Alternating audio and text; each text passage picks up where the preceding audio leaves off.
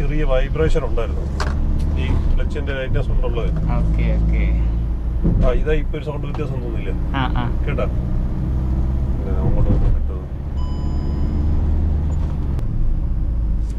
അത് സാധാരണ വരുന്നതെന്ന് വെച്ചാൽ നമ്മള് മറ്റേ വണ്ടികളിലൊക്കെ മറ്റേ എഞ്ചിൻ ഇടിക്കുന്ന ഒരു ഇതില്ലേ, അത് തന്നെ ഇപ്പൊ ഇവിടുന്ന് ഇപ്പൊ കണ്ടോ, അത് ഷോർട്ട് ഷിഫ്റ്റ് ചെയ്തിട്ടാ ഈ സൗണ്ട് അല്ലേ. ഡൗണിലാണെങ്കിലും അപ്പിലാണെങ്കിലും കറക്റ്റ് ഗിയറിൽ ഒരു 2000 വെച്ച് മാറിക്കൊടുക്കുക. പക്ഷെ ആ സൗണ്ട് ഒരു അരോചകമായിരുന്നു ചില സമയം. ഞാൻ കുറെ ഇത് അല്ല വേറൊരു ഇതുണ്ട്, മറ്റേ ഓട്ടോമാറ്റിക് ഓടിക്കുമ്പോ ഇതൊന്നും അറിയുന്നില്ലല്ലോ. അതാകുമ്പോ ഇതൊന്നും നമ്മൾ ശ്രദ്ധിക്കുന്നുമില്ല.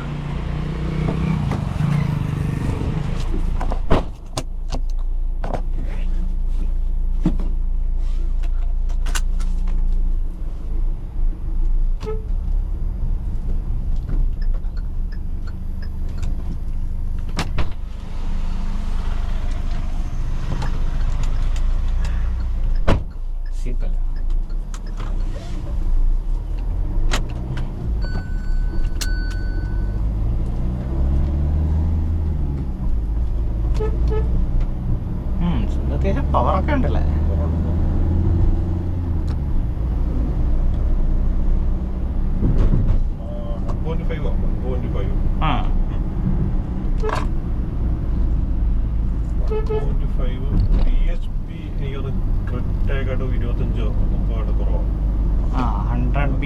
മറ്റേ 118 120 അടുപ്പിച്ച് വരുമല്ലോ.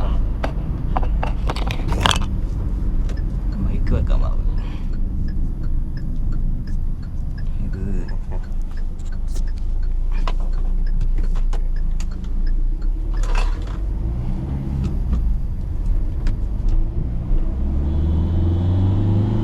പതുക്കെ പോണം, ഈ വഴി ഭയങ്കര ഡേഞ്ചറാണ്.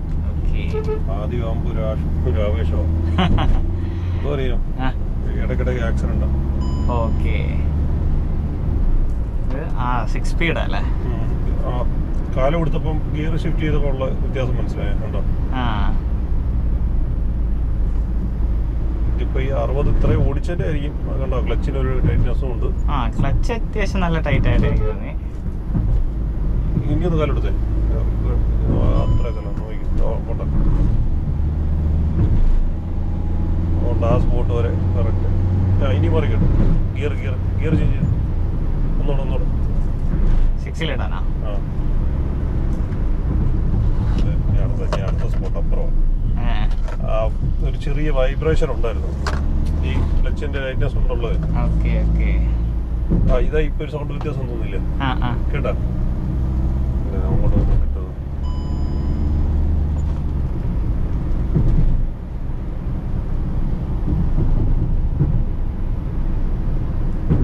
ക്ലച്ചിന്റേതായിട്ടുള്ള സൗണ്ട് ആണോ? അല്ല, ഒരു നോയ്സ് ഉണ്ട്.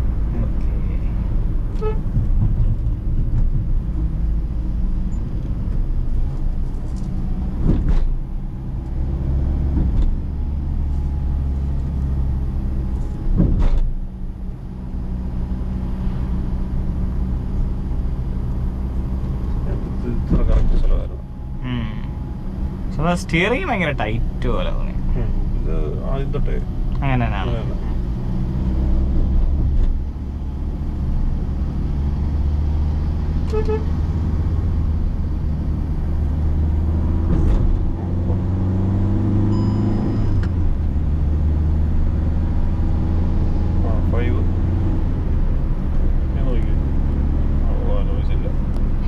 ചില സമയത്തൊരു 5-ന്ന് 6-ലോട്ട് ഇറങ്ങുമ്പോഴാണ്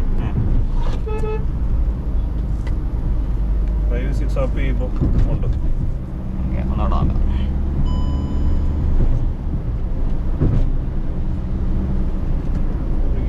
ഡൗൺ ചെയ്തിട്ടാണ് അപ്പ് ചെയ്യുന്നത്. നോക്കിയോ,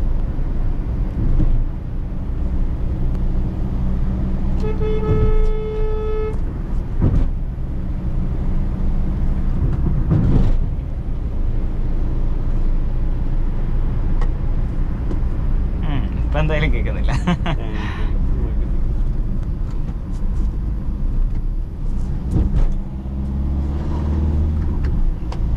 ഗിയർ ഈ ഷിഫ്റ്റർ കൊള്ളാം, നൈസിന് അങ്ങോട്ട് ചടപട ഷിഫ്റ്റ് ചെയ്യാൻ കൊള്ളാം.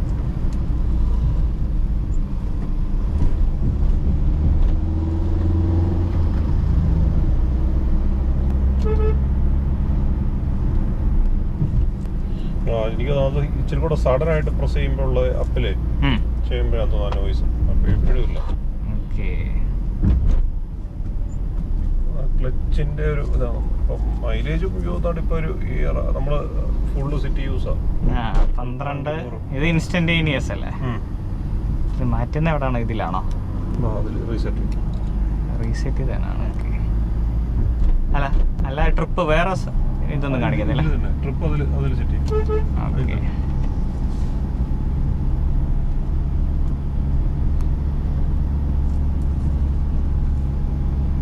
ഇതെങ്ങനെ ഓടിച്ചിട്ട് സംഭവം പവർ ഉണ്ട്, പക്ഷെ ലൈക്ക് ആ ടെർബോ കിക്കായി ആ 2000 RPM കഴിയുമ്പോഴാണ് പവർ വരുന്നത്. 2000 അല്ല, അതിന് മേളിലോട്ട്. അങ്ങനെ ആ ഒരു RPM കയറ്റി ഈ ഒരു രീതിയിൽ RPM കീപ്പ് ചെയ്യുകയാണെങ്കിൽ പവർ ഫീൽ ചെയ്യും. നമ്മളിപ്പോൾ പെട്ടെന്ന് ഷോർട്ട് ഷിഫ്റ്റ് ചെയ്യുകയാണെങ്കിൽ ഇപ്പം ഇങ്ങനെ നിന്നിട്ട് പെട്ടെന്ന് അടുത്ത മാറ്റി ഇങ്ങനെ ഓടിക്കുകയാണെങ്കിൽ ഭയങ്കര ഡൗൺ ആയിട്ട് തോന്നും. അങ്ങനെ വരുമ്പോ അത് കറക്റ്റ് RPM അല്ലാതെ വരുമ്പോ ആ സൗണ്ട് വരുന്നുണ്ട്.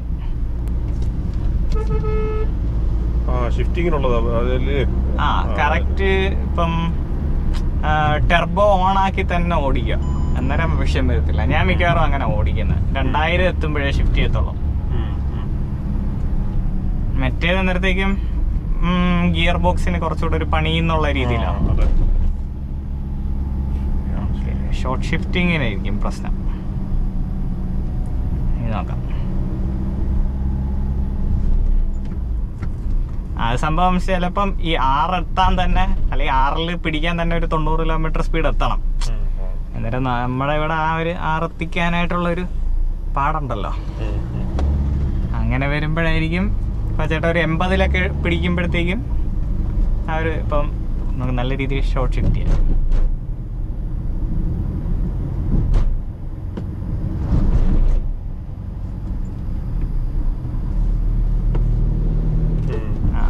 ഷോർട്ട് ഷിഫ്റ്റിങ്ങിൻ്റെ കറക്റ്റ് ഗിയർ മാറി കൊടുത്തു കഴിഞ്ഞാൽ സൗണ്ട് വരത്തില്ല. ആ അതെ.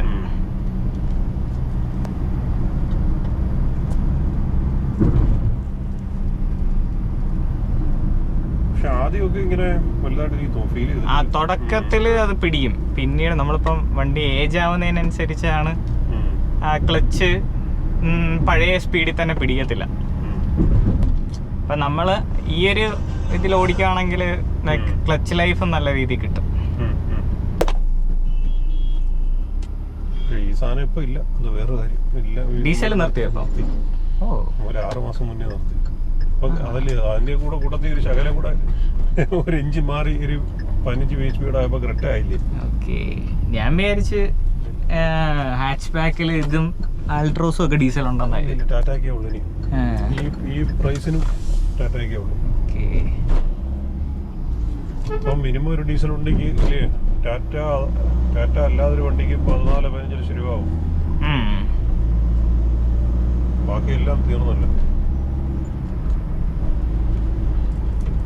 ഒരു 15,000 കിലോമീറ്ററിന് മുകളിൽ ഓട്ടം ഉള്ളവർക്ക് EVയുടെ ആവശ്യമുള്ളൂ അല്ലേ? അതല്ലേ എന്റെ കൺസെപ്റ്റ് എങ്ങനെയാ ഒരു കിലോമീറ്റർ റേഞ്ച്? അത് രണ്ടായിട്ടും കൺസിഡർ ചെയ്യും. ഇപ്പൊ പെട്രോള് ഒരു വർഷം 10,000-ന് അടിയിലാണെങ്കിൽ ഞാൻ പറയും പെട്രോൾ എടുക്കാൻ പറയും. കാരണം വലിയ ഓട്ടോ ഇല്ല. പക്ഷെ ഒരു 15-20 ഓട്ടോ ഉള്ളവർക്ക് ഡീസലായിരിക്കും ഭേദം. 20-25 വർഷത്തോ ഓടുന്നവരാണ്, അല്ലെങ്കിൽ ഒരു 4 വർഷം 1 ലക്ഷത്തിക്കുന്ന രീതിയിലുള്ള ട്രാവൽ ഉണ്ടെങ്കിൽ ഡീസൽ എടുക്കാനേ പറയത്തുള്ളൂ. പക്ഷേ ഈ സെയിം കാറ്റഗറി ആൾക്കാർക്ക് രണ്ടുപേർക്കും ഇലക്ട്രിക് എടുക്കാം. പക്ഷെ ഈ പറഞ്ഞ പോലെ എങ്ങനെ ചാർജ് ചെയ്യും കാര്യങ്ങളൊക്കെ ഒന്ന് മാനേജ് ചെയ്യണം. ഇൻ ബിറ്റ്വീൻ ആണ്. ഓക്കെ, 10,000 ഓടത്തില്ല, എന്നാൽ 10-20,000 ഓട്ടോ ഉണ്ട്. 2 കാറ്റഗറി ആൾക്കാർക്കും വേണമെങ്കിൽ ഇലക്ട്രിക് ചൂസ് ചെയ്യാം. പക്ഷേ മഹീന്ദ്രയുടെ 3XOയോ അങ്ങനെ കുറെ വണ്ടികളുണ്ടല്ലോ, അതെങ്ങനെ ഉണ്ടോ? അത് നോക്കിയിട്ടുണ്ടോ? ആ 3XO ഞാൻ ഓടിച്ചിട്ടുണ്ട്. 3XO ടെർബോ പെട്രോൾ, ഡീസൽ ഞാൻ ഓടിച്ചിട്ടില്ല. അതിന് ഇലക്ട്രിക് ഇല്ലയോ? അതിനുണ്ടല്ലോ അല്ലേ? 3XOയുടെ ഇലക്ട്രിക് ഇല്ല. 400 എന്ന് പറഞ്ഞൊരു ഇലക്ട്രിക് ഉണ്ട്. പക്ഷെ അതിപ്പം മിക്കവാറും നിർത്തും. ഫേസ് ലിഫ്റ്റ് ഒക്കെ വരാൻ സാധ്യതയുണ്ട്. അത് സംഭവം ഇപ്പം മഹീന്ദ്രയുടെ ഈ ഇലക്ട്രിക് ട്രൈ ഔട്ട് ചെയ്യുമ്പോൾ ഉള്ള ഫസ്റ്റ് മോഡലാണ് 400. അതിൻ്റെതായ കുറെ പ്രശ്നങ്ങളൊക്കെ ഉണ്ട് അതിന്.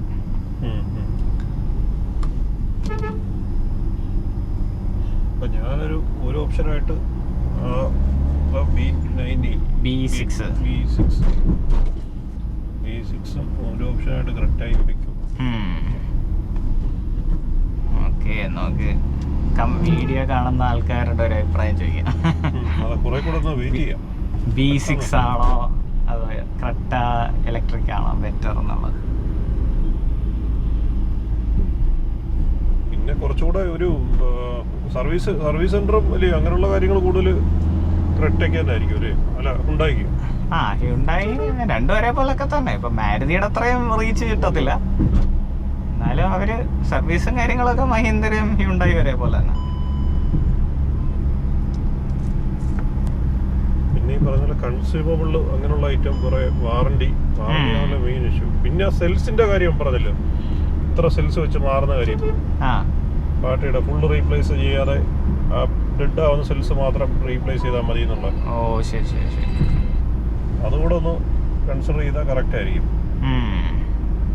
ഇല്ലെങ്കിൽ നമ്മൾ ഈ പറയുന്ന കിലോമീറ്റർ കഴിഞ്ഞിട്ട് ബാറ്ററി ഇൻ കേസ് പോയാൽ ഫുള്ള് നമ്മൾ പൈസ മുടക്കി ഒരു ഹെവി ബഡ്ജറ്റിന് മാറ്റേണ്ട വരത്തില്ല.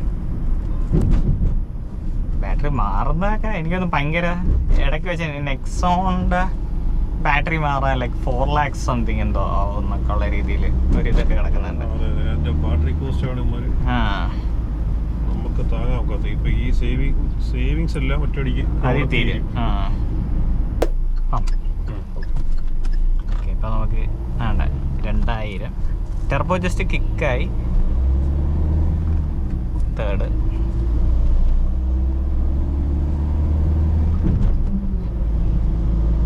അല്ല ടെർബോയുടെ സൗണ്ട് ആണോ? എന്തോ ഒരു സൗണ്ട് ഉണ്ട്. അല്ലല്ല, അതൊരു വല്ലാത്തൊരു മ്യൂസിക്. ഡൗൺ ചെയ്തിട്ട് ഉണ്ട്, പ്രത്യേകിച്ച് അല്ലാതെ ഉണ്ട്.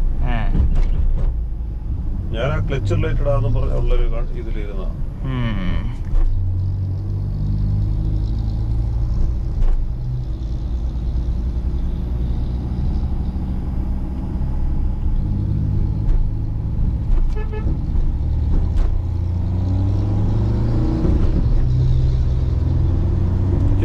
ഒന്ന് ഡൗൺ ചെയ്ത് ഞാൻ പറയാം.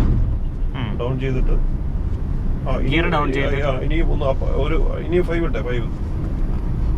ഇനി ഒന്ന് ചോട്ടിക്ക് ഇറക്കമുണ്ട്. ചോട്ടിക്ക് ഇവിടെ കറക്റ്റ് സ്ഥലം. ഡൗൺ ചെയ്തോ 4. പോട്ടെ ഇനി പോട്ടെ 4. ഇനി 5. ഒന്ന് ആക്സിഡന്റ് കൊടുത്തു കണ്ടുകൊടുത്തു.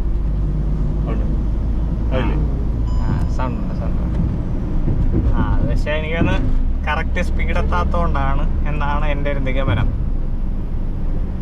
ഒന്നുകൂടെ നോക്കി ഒന്ന് ഫുള്ള് ചോട്ടിക്ക്. ഓക്കെ, അത് സാധാരണ വരുന്നതെന്ന് വെച്ചാൽ നമ്മള് മറ്റേ വണ്ടികളിലൊക്കെ മറ്റേ എഞ്ചിൻ ഇടിക്കുന്ന ഒരു ഇതില്ലേ, അത് തന്നെ ഇപ്പൊ ഇവിടുന്ന് ഇപ്പൊ കണ്ടോ, അത് ഷോർട്ട് ഷിഫ്റ്റ് ചെയ്തിട്ടാ. ഈ സൗണ്ട് അല്ലേ? അതെ ഇത്രയും ഹെവി ആയിട്ട് കേൾക്കൂല്ലേ? കേക്കത്തില്ലേ? കൂടുതലല്ലേ? ഇച്ചിരി കൂടെ ആക്സലറേഷൻ കൊടുത്തതിന് ഇച്ചിരി കൂടെ കേട്ടാനെ. ഞാൻ പിന്നെ അതിനെ കാലെടുത്തോണ്ടാ.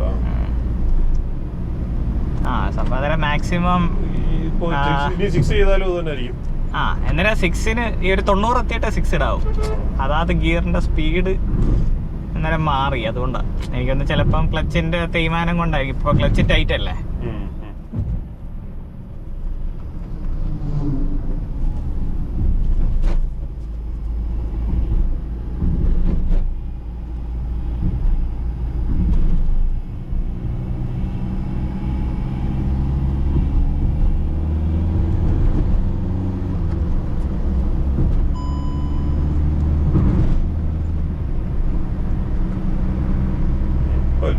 ഇല്ലല്ല, കറക്റ്റ് RPM കയറി പോവാണെങ്കിൽ വിഷയമില്ല.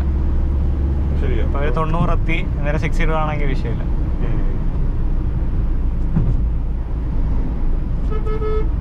ഡൗണിലാണെങ്കിലും അപ്പിലാണെങ്കിലും കറക്റ്റ് ഗിയറിൽ ഒരു 2000 വെച്ച് മാറിക്കൊടുക്കുക. പക്ഷെ ആ സൗണ്ട് ഒരു അരോചകമായിരുന്നു ചില സമയം. ഞാൻ കുറെ ഇത് അത് കറക്റ്റ് അല്ല, വേറൊരു ഇതുണ്ട്, മറ്റേ ഓട്ടോമാറ്റിക് ഓടിക്കുമ്പോ ഇതൊന്നും അറിയുന്നില്ലല്ലോ. അതാകുമ്പോ ഇതൊന്നും നമ്മൾ ശ്രദ്ധിക്കുന്നുമില്ല. അതേ തന്നെ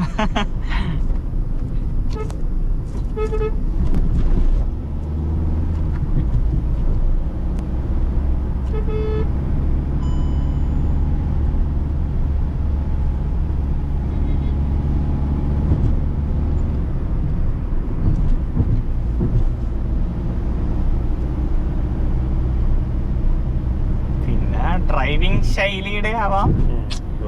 ചേട്ടൻ പെട്രോൾ വണ്ടിയായിരുന്നോ മുമ്പ് യൂസ് ചെയ്തോണ്ടിരുന്നത്? ഡീസൽ വണ്ടിയാ, പക്ഷേ പെട്രോൾ വണ്ടി കുറവായിരുന്നു. എന്തായാലും സർവീസ് സെന്ററിലൊന്ന് കാണിച്ചോ. സംഭവം ചിലപ്പം സൗണ്ട് കൂടി കഴിഞ്ഞ് കഴിഞ്ഞാൽ ചിലപ്പോൾ ടെർബോ ഒക്കെ സീനാവാൻ സാധ്യതയുണ്ട്.